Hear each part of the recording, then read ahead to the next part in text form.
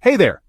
If your Samsung TV and SolarCell and battery remote isn't working and you're seeing that annoying blinking red light, let me walk you through a few quick and easy fixes that can get your remote back in action.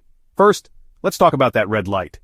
It's actually a helpful little signal. If it only blinks when you press a button, your remote has switched to infrared, IR mode, which is less reliable.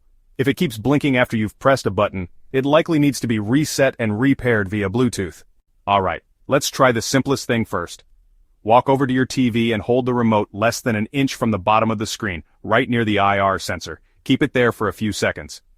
This sounds too easy, but you'd be surprised. This alone works for a lot of people. Still blinking? No problem. Let's try pairing the remote again using Bluetooth. First, make sure nothing is blocking the sensor at the bottom of the TV. Turn on your TV, then stand about 2-3 feet away. Now press and hold the return and play pause buttons at the same time. When the screen shows connecting to Samsung Smart Remote, you can let go. Wait for the message that says pairing complete. If it says no device found, don't give up. Try again a few times. And hey, it might be worth waiting to charge the remote solar cells or change batteries before you try it again. Still no luck? Let's do a soft reset of the remote. Press and hold the return and enter the middle button together until the red light blinks, then release. After that, try pairing again, using the return and play pause method we just talked about.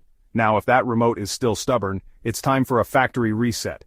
First, cold boot your TV by unplugging it from the wall. Wait about 10 seconds, then press and hold the physical power button on the TV. While holding the button, plug the TV back in.